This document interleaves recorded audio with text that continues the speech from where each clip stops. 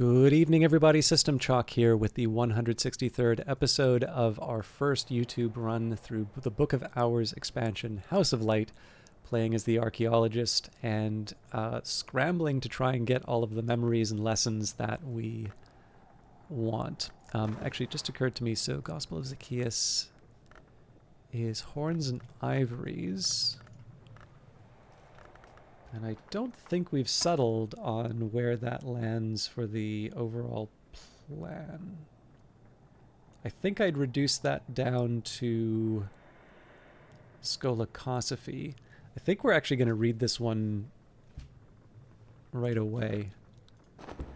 Well, not right away. We'll read it tomorrow in game, but we'll worry about that when the time comes.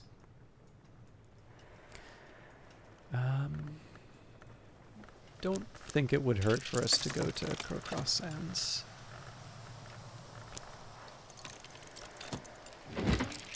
Alright, what does not bark? Alexander Props writes warily of Calyptra, a law, principle, or society which prevents the dissemination of dangerous knowledge. Calyptra, like the planet that occludes the star, or the Doylean dog that fails to bark, can be identified only by its absence. Even the name, I think, must be a mask. Calyptra is said to make exceptions specifically for the libraries of the Watchman's Tree. Does it make those exceptions so the Hours can make use of them?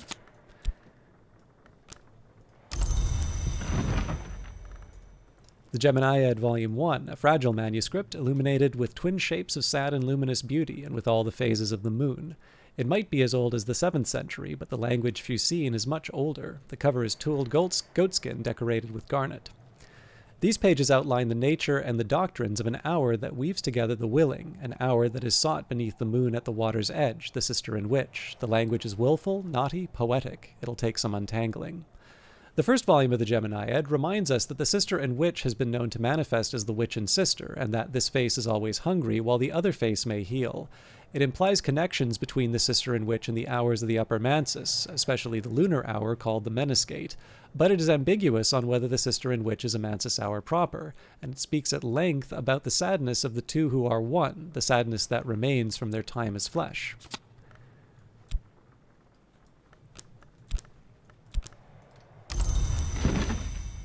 Ambrosial, Ambrose Westcott's inventive, one might say pioneering, or indeed buccaneering, essays into kitchencraft. Westcott proudly announces his intention to transform cuisine to become an engine of alchemy, a fount of war. Westcott compares the ferocity of fire with the intensity of appetite as, in essence, one essence. A fire's ability to transform and destroy grows when it is offered the correct fuel. So too, he implies, can a sufficiently inspired appetite allow its possessor to consume greatly, strangely, unwisely. So we'll use that a little bit later. 1,000 Threads, the fate supplications of the matriarch of the well, recorded in darkness by her weavers and her daughters. The well is long choked with rubble and ashes, the matriarch long gone. She predicted her own end even as these supplications were recorded, but their power remains. Speak these supplications before an altar whose roots have drawn from a sacred spring. Perhaps another root will rise towards daylight. This, of course, is a hint to the Newman text that we'll be reading before too long, or will have read. Singlefoot Songs. Father Stanislav John Schaller, priest and diplomat, writes of his time on the slopes of Huashan, near the Grove of Green Immortals, but never too near. Schaller's relations with the grove are cautious. It's a library of the tree, but under the hand of the hour named Applebright. In time, however, Schaller comes to be more sympathetic to the Applebright, which he suggests causes harm only when so invited. The singlefoots of the title are one-horned, one-footed hill things with sweet but powerful voices, powerful enough to open the mountain. The singlefoots sometimes trample pilgrims, sometimes heal them, sometimes coerce them to enter the mountain and become singlefoots. Schaller explains that when he found this last becoming too tempting, he decided to return to his homeland. And 7 Shards. The Lionsmith, one of the 2 great hours of struggle, broke his sword into 7 shards. Natalia Brulot, 5th librarian of Hush House, describes the nature of each of those shards, allegorically and otherwise. The 3rd shard, then, has been identified with the cry of pain. The Lionsmith is a stoic hour, but we must assume that in the sundering moment, even he might have been unable to restrain his distress. Now the sound of tin under pressure we call the tin cry, a reason perhaps for further identification of the 3rd shard as the Shard Royal. The 7th shard we call informally the Invincible Audacity, which is struck from the winning move, as the winning move is struck from a memory with the application of sufficient edge. All right. So, I think it's actually time to take stock. So I would expect there to be 2 rights of the roots. So one of these that I'd worked out was for Coil and Chasm. I don't feel bad about that decision, but I do need to think about where the next one is coming from. So again, I should effectively treat Moth as like an empty value. Just because they're like, so sorry, I was thinking about this for a little bit. So it's like, well, yeah, but you can have something that, you know, isn't directly Moth, but I already looked at it, and the problem here is we don't have examples like transformations and liberations where like it's another way of me getting the foregen. So out of the things that need nectar, I can think of 2 categories. So one would be something like insects and nectars or stone stories. Now, one challenge here would be that I need to come up with 1 more nectar or 1 more scale for stone stories, which I imagine... Oh, Old Moment will do that, actually, so I don't need to quite freak out about that yet. So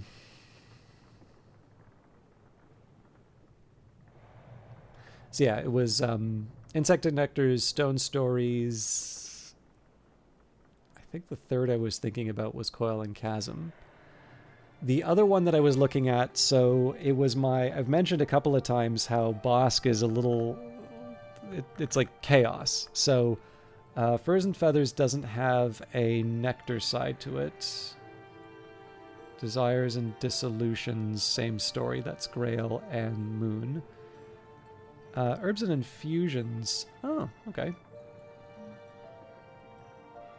Maybe.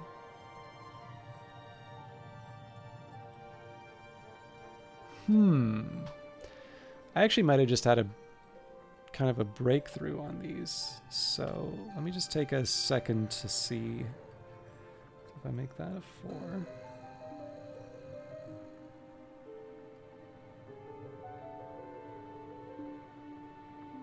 Yes.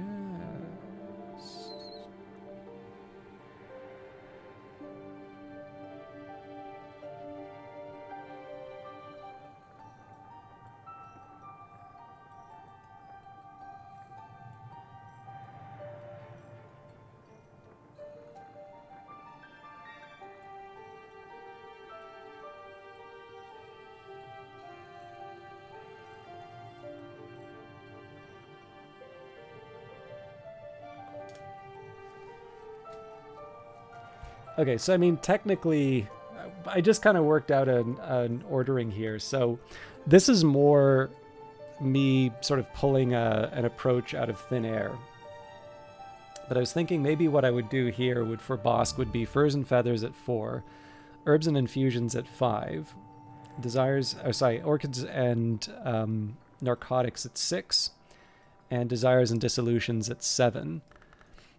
The one small argument for going a little further back on Desires and Dissolutions is that it is a moon thing, but I think we can probably get some Grail to move that up. And in fact, the Desires and Dissolutions was just because that was the one that was left over, and it's reasonably high in the list already.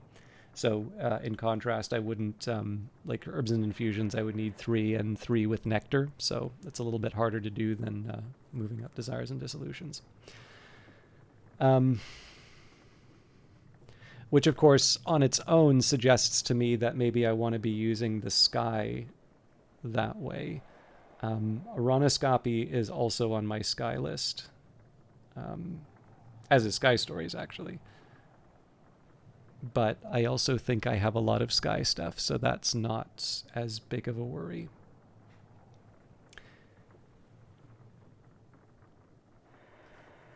You know what? I'm going to take a second here. I'm actually going to make this a little bit more official by writing this down. So Furs.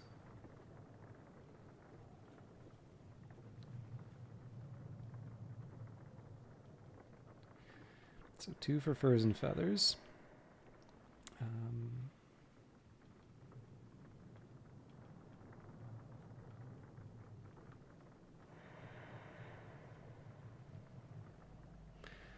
Okay.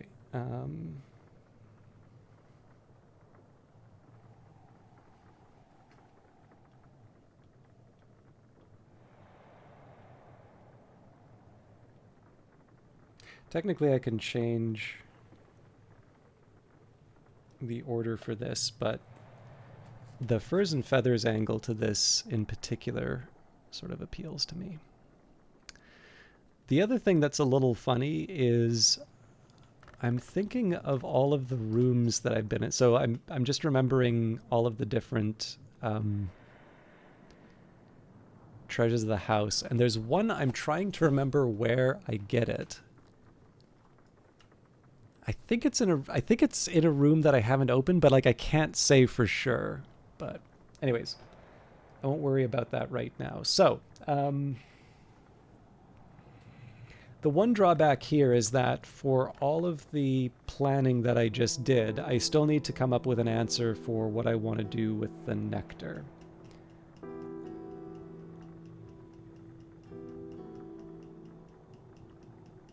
So the stuff that can potentially use nectar here,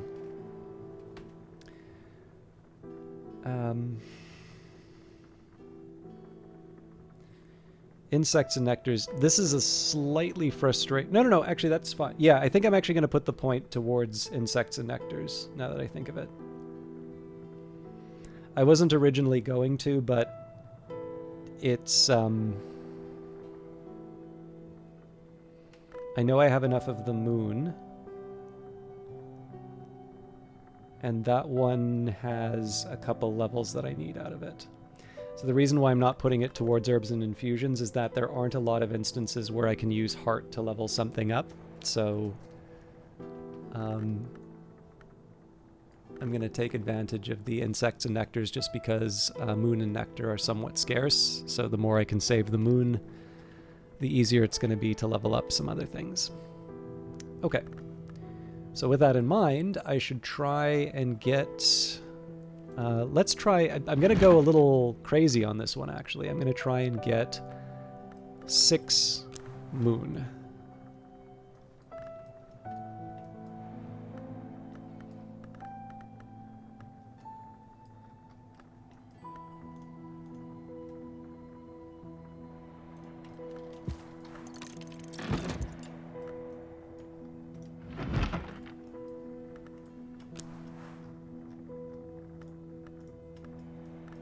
So that's 1.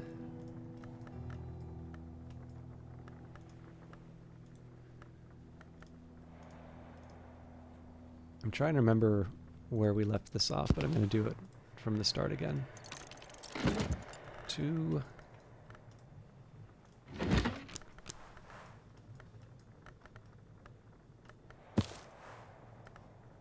3.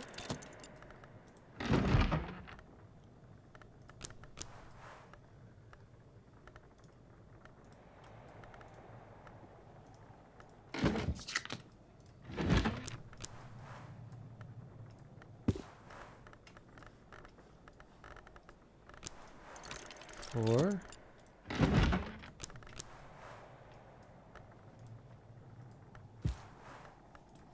5. So I don't think I can quite make the 6th moon.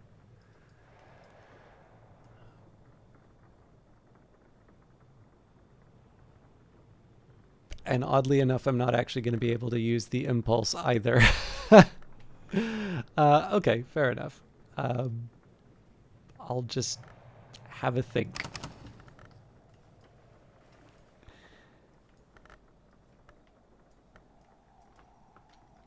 Yeah, I think it's a little late in the day for me to try and read other books, but maybe a good one to keep in mind for future.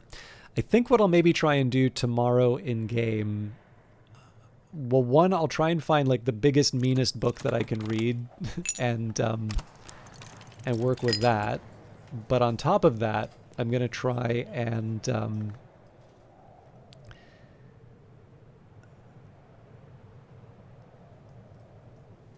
like, so I want something that'll give me like lots of lessons and also be some of those like difficult to level skills.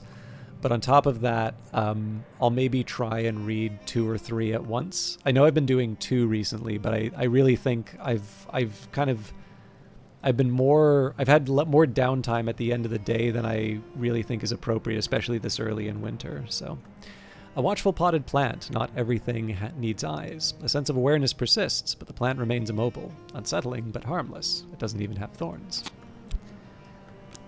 All right, so surgeries and exsanguinations, and we'll do it the good old-fashioned way.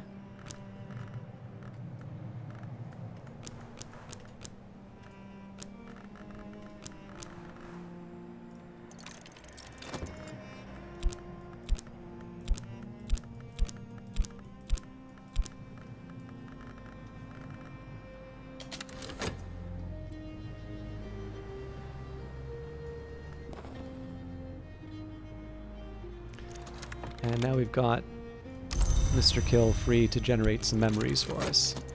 We're in a little bit of a fragile position on that front, just because the Impulse, Fear, Hindsight... Impulse, Fear, and Hindsight, 3 of them are items that we can regenerate. And actually, if I'm completely honest, there's not a whole lot that we gain from Mr. Kill's memories, but...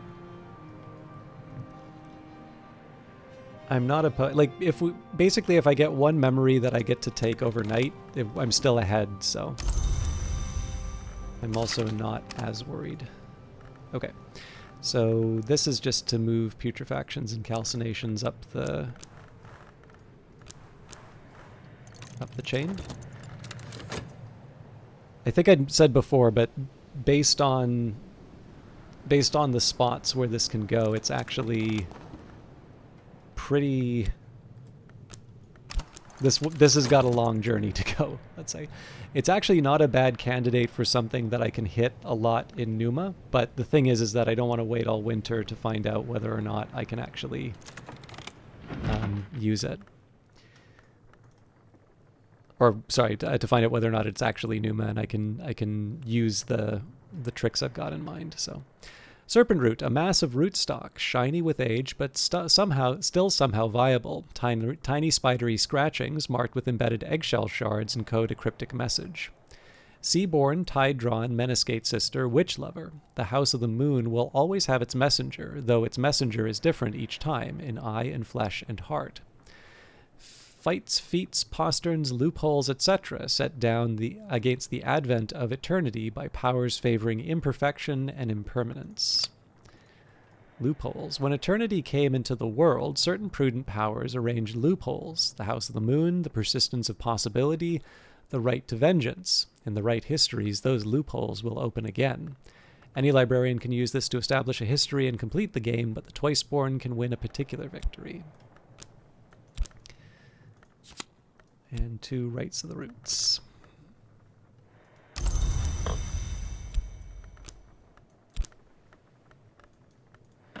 So I think this might be helpful for things like Voyages of Furnishin at Oriel.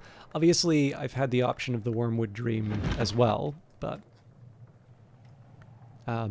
it's a little easier when I can just read the book rather than wait the 90 seconds. Okay, Locksmith's Dream, Portions and Proportions, the 2nd volume of Teresa Galmier's examination of parallels in the mystic dreams of artisans. The frontispiece has been slashed with a razor. In this volume, Galmier records fewer dreams and explicates more on her own elaborate theories. We see this again and again. What is below can't escape what is above. The finest artisans all dream of the white door in the end. I'm no artisan, only a scholar. I think there's a secret that all these artisans know, but I think that secret is only half the story. An Exorcist Field Manual, a practical guide to troublesome dead, grounded in theory, but with a clear focus on their disposal, by the redoubtable Detective Austerary Wheellock of the Suppression Bureau. The dead usually avoid light, as the most immediate manifestation of eternity, which has no place for death. However, those dead uplifted by gold, that is to say touched by an actinic theoplasma, happily bought about in daylight and are perhaps strongest at noon. If you are dead by uplifted by green, that's the Ring-Use blessing. The crown growth offers a similar but nastier benefit. This is how burgeoning risen come about, but there are different degrees of sentience and freedom depending on which growths are involved. The consciousness of one uplifted by green is always greatly altered, though. They never really seem like the same person. They may have dregs of their original souls, but these are often replaced by something else. The upshot, invariably, is that they need to be set firmly on fire. Okay. To a Pale Lady, a collection of Franklin Bancroft's letters to Ava DeWolf. There was a substantial body of erotic pleading and half-finished poetry, but also learned discussions on matters mythical and marine, as well as notes towards a comic opera on which Franklin and Ava were apparently collaborating. Do not return, O my light, to the sea. None of us can be what we were. That is history's curse. None of us know what may be. That is history's gift. Your mothers and the mothers of your mothers are caught in eternity's jaws like a rope hem in a trap. It is the pearl that shines, but the tide that returns.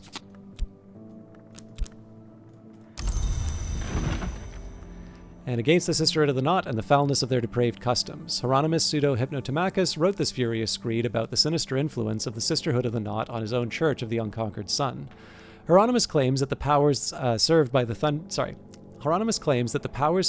Sisterhood of the Knot made an arrangement.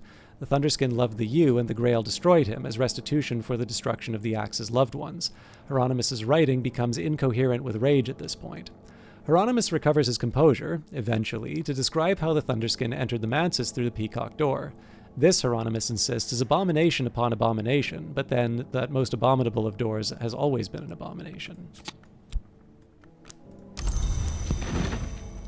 Deaths and Their Evasions. Father Stanislav John Schaller writes of the means and limitation of passage between the orders of the Mansus. No long names ours.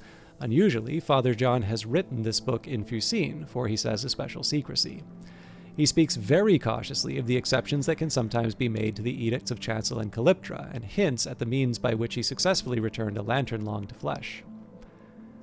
Schaller mentions most cautiously of all that he has been permitted to see a book that speaks more deeply on the matter, but that it was surrendered into the shadow of a covenant stone of the Watchman's Tree. It can be retrieved if the 99th wink is reserved under the edict's liminal. Alright, so I still think it's probably best that I employ Rites of the Roots, or that I employed these memories with Rites of the Roots. They're the most likely to get spiked by Mr. Kill, but the Stolen Secret and Intuition are also vulnerable. But I guess I've got my Foresight, so that balances out. The one thing I did forget, though, let's maybe use the metal for this. I do want an impulse.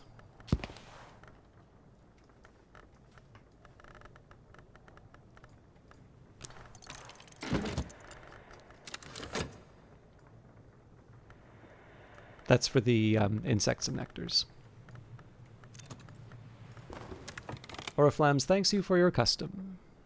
So horns and ivories still need some work. This one's a pretty straightforward one for us to read.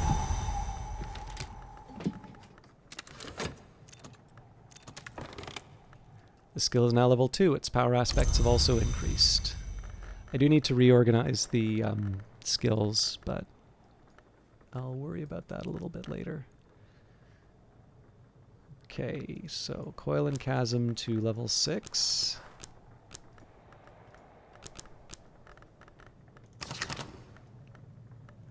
Oops.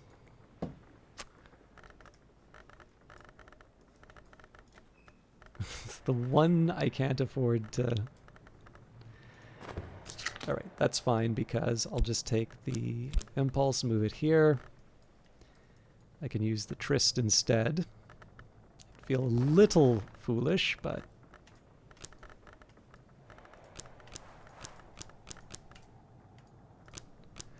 I'm wondering if there's a way for me to... So I have to use the impulse.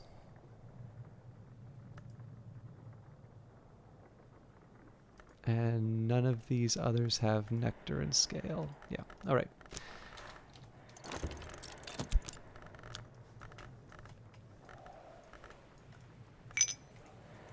Fortunately, I can undo my mistake with a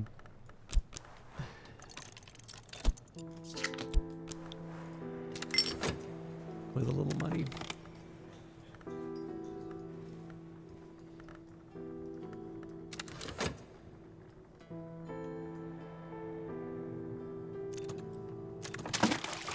little water splashes on the stones of the well to nourish the mosses there.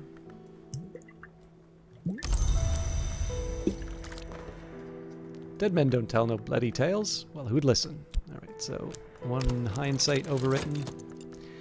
Didn't have to be, but then again, it wouldn't have mattered in this particular case. But yeah, in 1 minute we'll have the impulse, and we'll also have the health at that point.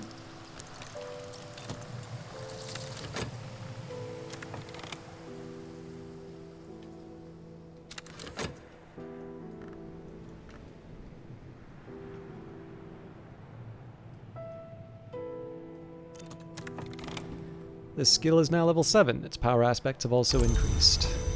I don't know if it really matters, but I can get another cent. Well, what do I... No, it will matter because, yeah. I'll just be overwriting the old one, so that's just a... I don't want to actively waste the elements of the soul.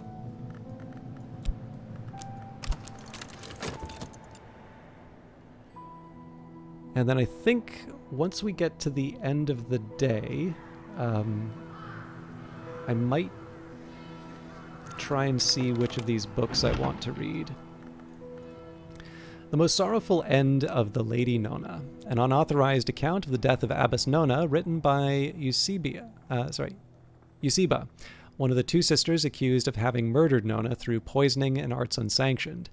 Eusebiba, awaiting execution, intends to hide this account in her cell. Nona has introduced Eusebiba to an unsanctioned Thunderskin cult which meets in the caves below the abbey. There she and others perform sacred dances for the preservation of the kingdom. Eusebiba claims that Nona asked her and another sister to prepare her a lethe draught, which can be brewed from another beverage with herbs and infusions techniques, and a sufficient quantity of nectar. For a rite, all three of them would perform below the abbey. Something goes awry, Nona is possessed of a tenebrous spirit, and the abbey brethren are forced to quell her with star iron. The other two are implicated as scapegoats, Eusebiba implies, although she acknowledges her fault also.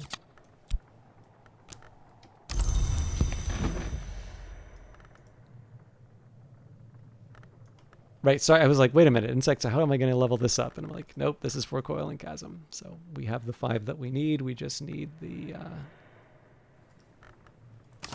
heart. Or, not heart, health.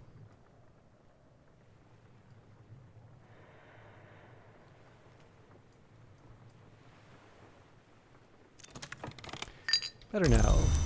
Okay. So first things first, let's make sure that we recover the, or we get the skill leveled that we want. At last, I'm something of an authority in this. Improve the skill to level 6. We'll also make some money, so help with letters. I could offer help with correspondence and arithmetic. There's no school in Brandkrug, and not everyone here knows their letters. So in terms of tasks that we want to do, we've finished off... So I guess first and most importantly, we have another Newman to put into the... or to have in our toolbox. So I always think, like, I usually have like one main aspect that I'll connect this with. So like this one is sort of my Grail one, and for some reason this is like my Knock one. And then this one will be like my Moon one. Now, obviously here you can get Knock and Moth, and so like if I wanted Moth, it's technically either of these two. But the thing is that if you do this, so this would be 5 different books, and so I need to keep track of 15 different aspects, and then of course I'm doing that alongside all of the skills. It's easy to just lose track. So usually I just kind of have the big primary one, which of course means I sometimes get surprised when I look at certain books, but it's a system that works reasonably well. But the big thing that I'm looking to do right now is to see how I can take some of these kind of larger steps in terms of the leveling. So some of the ones that I have a bit of a priority for here would be something like Sky Stories, I think. So Sky Stories, Oronoscopy. These are some examples of ones that I would like to put some heavier heavier emphasis on. And I think I've already said Watchman's Paradoxes is where I want it to be, which seems a little funny because I haven't actually committed it yet, but I believe that was going to be near like the middle of the Illumination. I think Illumination was the first one that I'd sort of worked out, not just what skills were going in, but what numbers they were at. So with that in mind, Watchman's Paradoxes is definitely something that I can see myself putting some points into. Let's see what else. There's a couple of good knock ones too. Manner in which the alchemist was spared. So we said how Anbury and Lapidary would be one that would get me some sky. So if I say, as a hypothetical, it's like, okay, so I'm going to read the Book of the White Cat. And I'm going to go for the highest sky that I have for it. So I think that's Sights and Sensations. Yes, it is. Okay. Now that one I get to throw the Mazarine Fife in. So then I would just need 2 sky, which I technically don't have, but I can easily get by reading a book with a confounding parable. So we're good for the Book of the White Cat.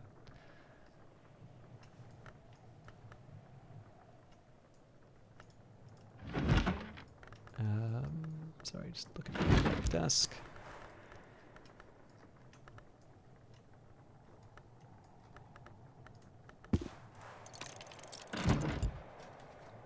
All right, I'm actually going to add that to my to-do list.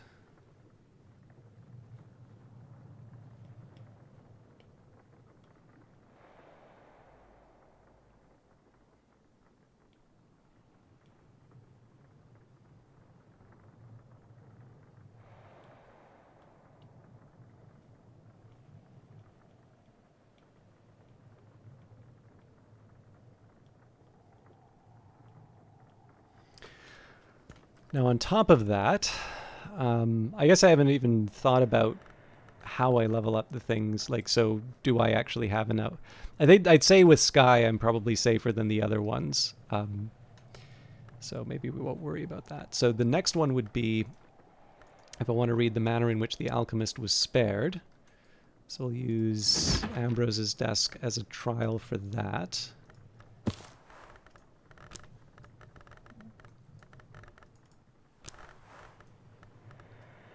In fact, there's no rule saying that I can't just read these overnight.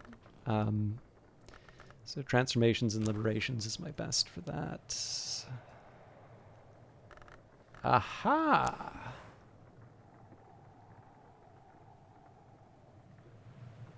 Well, that's exciting.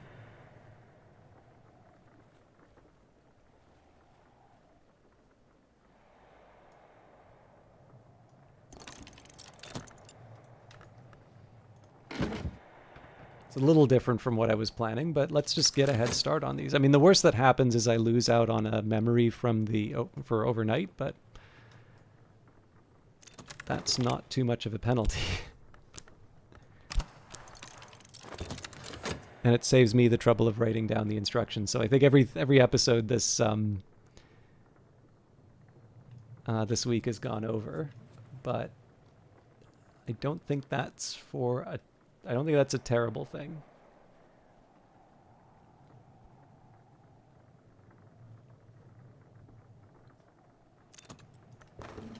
The skill is now level 6. Its power aspects have also increased. So I'll do a little bit of reorganization while we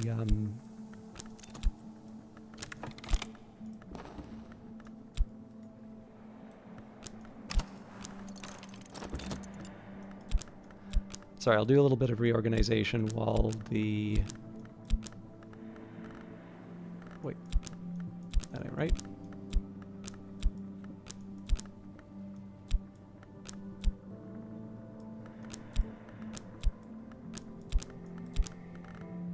So I can safely put Coil and Chasm here. That's just because I know that's in sort of its permanent 7 spot. Or sorry, permanent 6. And then likewise, Lockworks and Clockworks can go here because that's in its permanent 7. But I will put Insects and Nectars here because I believe I'm going to be pushing that one a bit higher. I think I had another one that I leveled up, so Putrefactions and Calcination. I guess we can move that one sort of ahead of the pack too. Herbs and Infusions got moved up.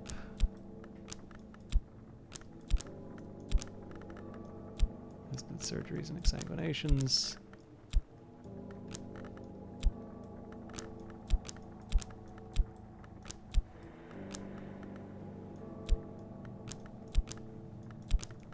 I think Surgeries and Exsanguinations is going to be going up a few more, so...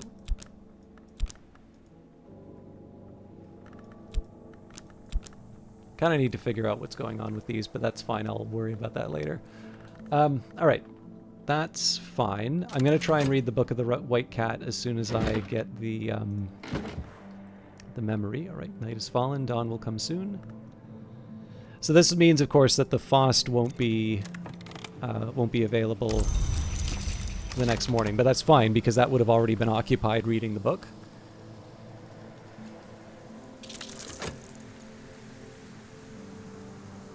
The only question is whether or not there's a memory for me to keep when I finish reading The Manner in Which the Alchemist Was Spared. Probably not. Okay, The Locksmith's Dream in Cursus, the 5th and final volume of Teresa Galmier's notorious work, which began as an examination of parallels in the mystic dreams of artisans, but became an account of her own occult journey. This volume was apparently never published, nor allegedly even written, yet here it is.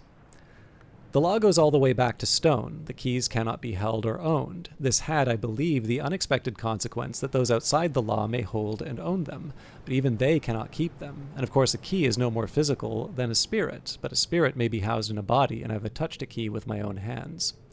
So the Legions hold the keys. I had thought the Legions only old and powerful transgressors of the crime of the sky.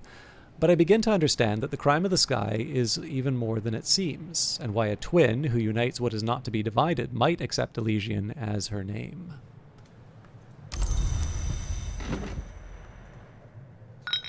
An afternoon spent profitably reading newspapers to the curious, writing affectionate letters for the lonely, steering farmers through the Ministry of Agriculture.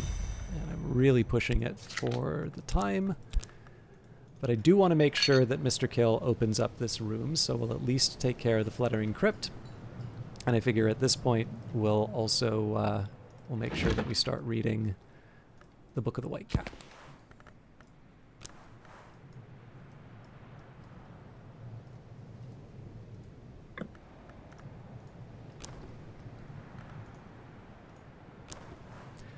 I can master this mystery, enough sky to match mystery sky.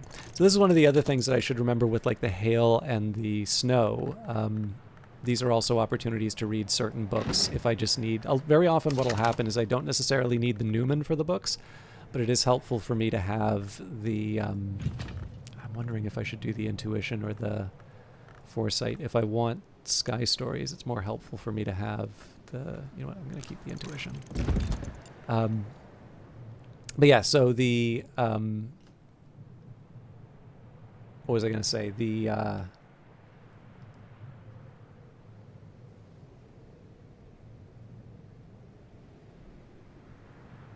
I'm sorry, I totally blanked, just because I was working on it.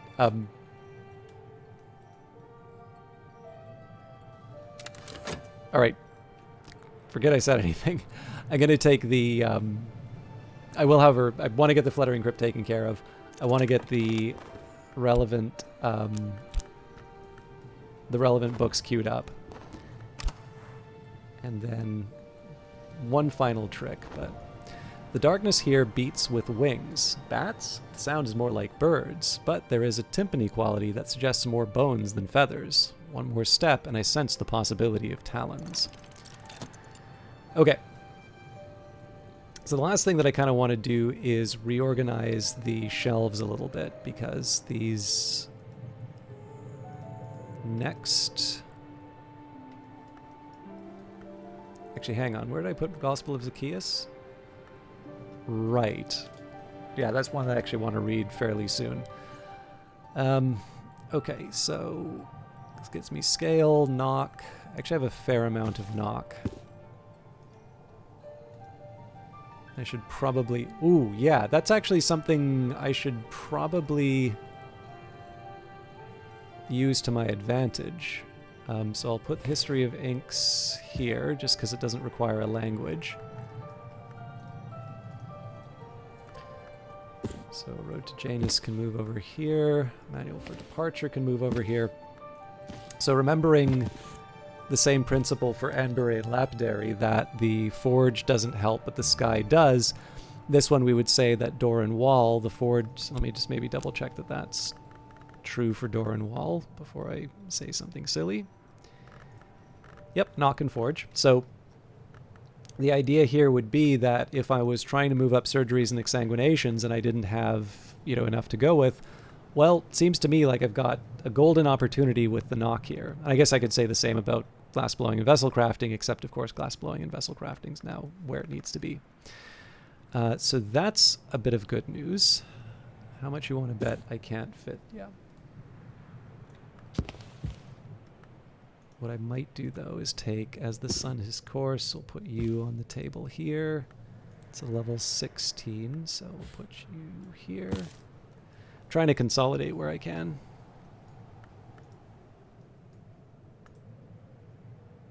Oh.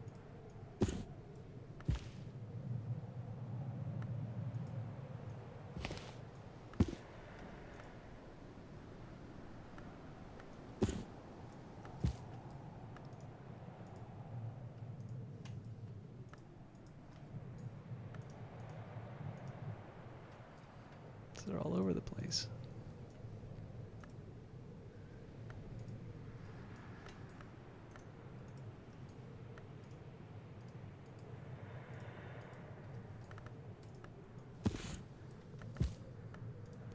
Okay, so the Fusine can live...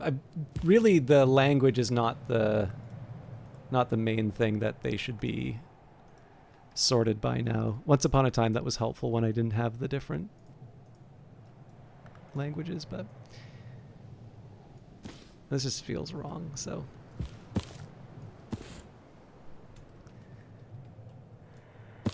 Okay, so bringing it back to the topic. So these are good for knock. This is good for knock. This is both edge and moon. I believe I can still get advantage out of both of them, but moon is coveted, so this is definitely one that I want to guard jealously. Pentaments and Precursors will give me scale, which is a bit hard to come by. Edict's Liminal, again, gives me knock. So this is actually quite comparable to the Door and Wall stuff. My suspicion here is that I've got more knock than I know what to do with. This is another case where we get some scale and nectar that's a rarity. Now, Preliminal Meter is interesting just because of its knock and its rose. I suspect this will become useful for its rose more than anything. Dream of the Conspiracy of the Lower Skies, again, good for its knock, but I suspect I'll be using it for the Grail in the grand scheme of things. History of Inks is a good one because it's both scale and rose. Scale and rose again. Snow Stories may actually wind up being applied to putrefactions and calcinations. I'm going to hold back on that one just because maybe Numa will be where we really take advantage of that. The Radical Measure Glossed, same story about Preliminal Meter. It's something where I can use it both for the rose and the knock, but because we have so much knock, I don't think we're going to need that much. Right to the Roots, well, we just did an example of that, but I'd say it's fair to say that Nectar is a bit of a rarity, so maybe let's try and resolve some of the other things.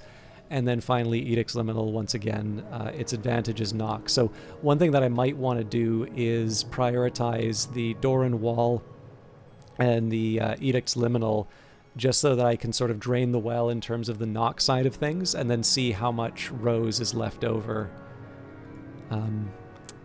Quenchings and Quellings will be good both for its heart and its winter, and then Stitching and Binding, I suspect I may be able to make something of the sky.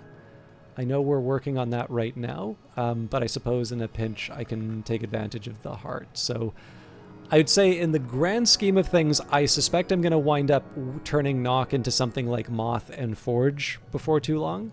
But I think maybe we're going to take care of things in this room as a first priority, just so we can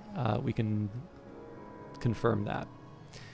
Of course, all of that is a Tomorrow Me problem. So thank you very much for watching, and we'll see you next week. And of course, just a reminder, I believe this episode should be coming out in the start of August, so I am going to be out of the country for a very large part of August. I still haven't recorded any sort of advance episodes or something like that. If I'm not able to record a full set of sort of replacements for myself, what I might do is just sort of lower the release cadence a little bit for whatever material I get recorded ahead of time, just so that, you know, it's not a big it's not like a big empty period for people. But I'll work that all out. Anyways, thanks for watching. See you in the next one.